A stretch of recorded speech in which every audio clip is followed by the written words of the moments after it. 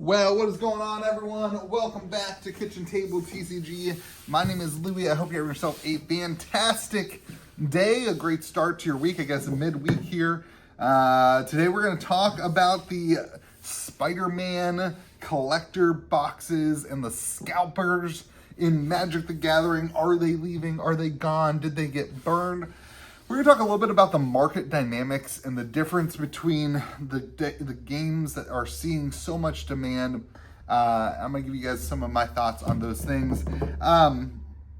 It's really hard to have a conversation like this because from your perspective, there are so many variants of who qualifies in the category of a scalper. And this past couple weeks, we've seen Spider-Man collector boxes go from $900 and people who were paying $800 to $850 a collector box on TCG Player. And we are currently in this cycle where things are eroding in value very, very quickly. I think currently boxes are sitting at like $550 on the Spider-Man collector boxes. Now, there are a lot of dynamics to that I think are important to get into that nobody else is really talking about that I've seen on the internet. Mainly that distribution got a huge second wave of collector boxes. Nobody's talking about it. I don't know why. But distribution on Friday of pre-release got a huge wave of collector boxes that nobody, according to my reps, nobody, including distro, really knew they were going to get.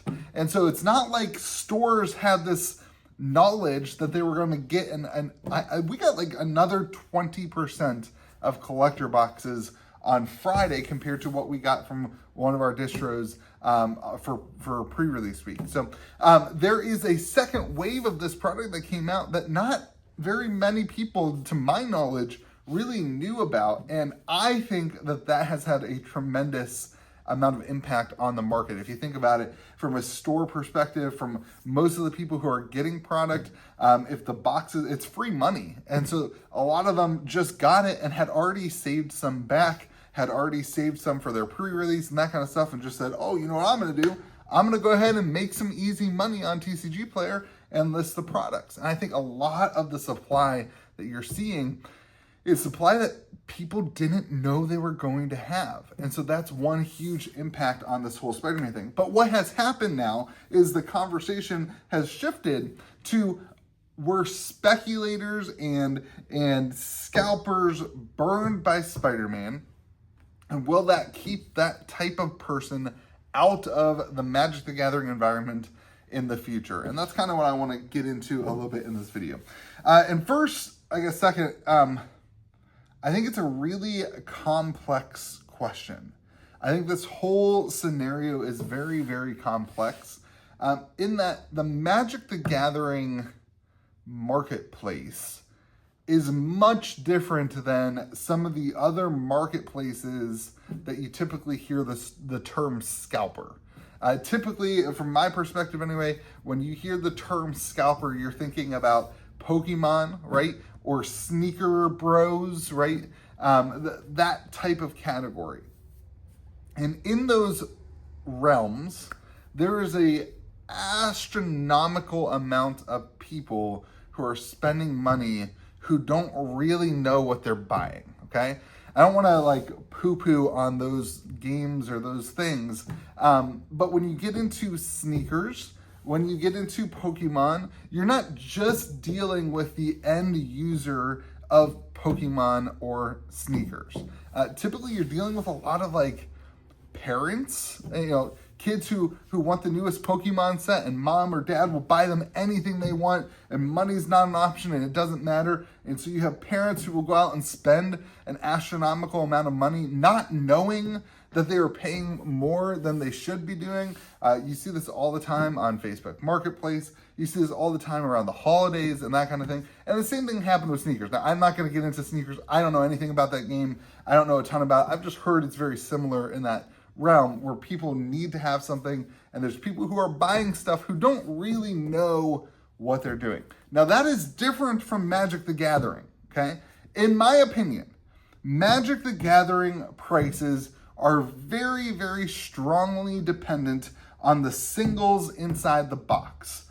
I know 20-year-old Magic sets, it doesn't matter what the singles in the box are. That's not what I'm talking about. I'm saying when a Magic the Gathering set comes out, the timeline right now for the next year for Spider-Man, the demand of the singles is going to dictate the price of the box. I don't think that there's any way you could present to me a logical case scenario where that is not affected.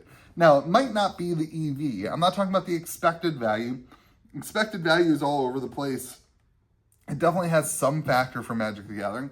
But bigger than that now is the hits, right? Like if you have a really expensive card, it creates all this culture of whatnot streams and people ripping packs and trying to hit the big thing, right? So the value of the cards dictates the value of the boxes. You can manipulate that if you have enough money on the secondary market. Sure, you can buy up a bunch of boxes, but at the end of the day, if there's nobody to buy the singles, it just affects the price of the boxes so much more than something like Pokemon. Pokemon has you've got to have the big hit, that kind of thing, but the playability of the cards is not the driving factor of the boxes. So in my opinion, for somebody to come into the market and to interact with the Pokemon market is a lot easier to scalp because it's so less dependent on anything other than just the box price and the supply and the demand. For Magic, there's this whole other thing. There's the supply and the demand of the sealed product, but then the supply and the demand of the individual cards is much more of an impact than it is for Pokemon. That would be my big difference between Magic and Pokemon. Again, I don't want you to hear me say that the cards inside of the Pokemon boxes don't matter, because they do matter. But the cards inside the Pokemon boxes matter far less than the cards inside of a Magic box. And so this is where I think that there's a market dynamic that people are missing.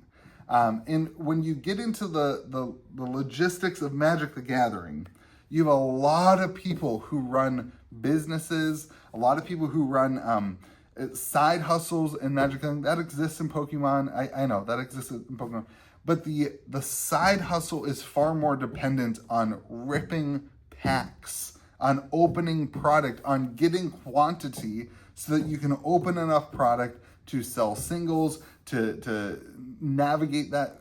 A lot of people in Magic, frankly, this is, I think, probably the biggest side hustle in Magic the Gathering is people who buy boxes, open up the packs, keep the cards that they want for their own decks, for their own world. Maybe they play limited with their friends at the kitchen table or whatever, and then they sell the singles to fund their hobby, to reinvest the money back into the hobby. It's a little ecosystem in Magic the Gathering where people do that to be able to play the game cheaper.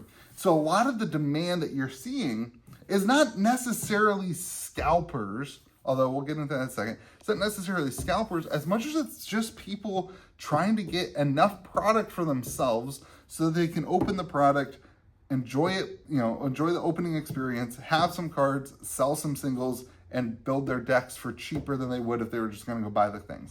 I don't think there's anything inherently wrong with that. I actually support that. I want more of that. I think that's a really, really cool factor for this hobby. Then you have, though, that with Final Fantasy, with some of the Lord of the Rings stuff, brought in a whole nother group of people who are just trying to flip the product. And in my opinion, those two things met. And I do think we are going to see I think Spider-Man, if it continues going the trajectory it's going, you're going to see those people leave the industry, go back to Pokemon, go back to the other things. But the reality is, we're in this window right now where things are really short term. And if you wait 6 months, I think Spider-Man collector boxes in 6 months, I think they're going to be just fine. You've got really expensive cards. You've got a lot of playable Commander cards that people are going to want and people are using. I think right now is some short-term noise met by different factors. That increase print supply that nobody really knew was going to happen. Stores didn't pre-sell it early because they didn't know they were going to get it. We didn't know till Friday. We didn't know till Friday we were getting it. So that kind of jump started a lot of the downwards trajectory. On top of that, then you have people who did buy boxes at high prices, thinking that they're going to go up. So I think at the end of the day, you're going to see a lot of those people exit and then look back and say, man, I should have just held on for a little bit longer. But at the end of the day, the people who are driving the large sum of Magic the Gathering, in my opinion, are not scalpers. That exists to some degree, but it's not anywhere close to what you're seeing in Pokemon or what you saw in the sneaker game and that kind of thing. The driving factor still, in my opinion, is people who are enjoying it as a hobby, who are looking to crack packs, to open things, and who are looking for some sort of volume that is more than your... I've used the term, in the comment section has always hated it, but I've used the term prosumer. They're not just consuming the product. They're not just opening up the product in order to pay $300 for a box and add $200 worth of cards to their decks. They are opening the product with the idea that they are going to sell some percentage of it to fund their own hobby. They have their own little ecosystem of money. I think that the driving factor of the prices you're seeing is far more conducive to that group of people than it is to the quote-unquote scalpers in Magic the Gathering.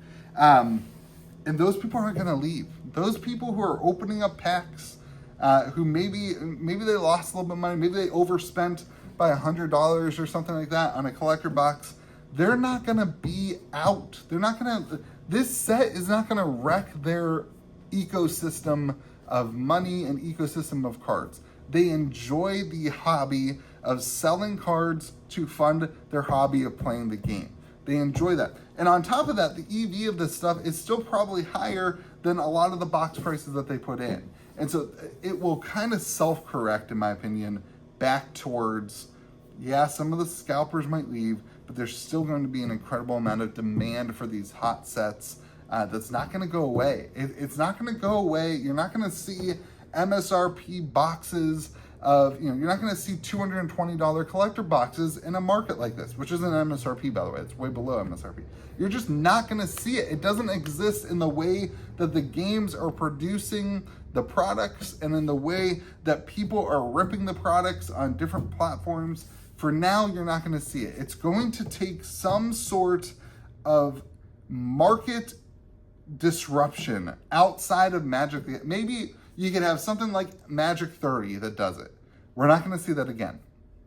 It's going to take some sort of external to Magic the Gathering market disruption in order to course correct where we currently are to see boxes at the prices they were 2 years ago. That's going to be some sort of, it's going to affect far more than the Magic and the Pokemon market. It's going to affect the stock market. It's going to be some form of thing before we see that. It's just not, Magic itself is not going to course correct what is currently happening, because I just don't think it can. So those are my thoughts, a little bit all over the place. Were scalpers burned by Spider-Man? I think so. But I think the scalpers that you are thinking of are far less of a problem in Magic than you think that they are. I think that there's a huge amount of demand that comes from people who are opening packs, prosumers, to fund their own hobbies. That's the question. Have yourselves a great day. Be kind to the people around you. We'll see you again next video.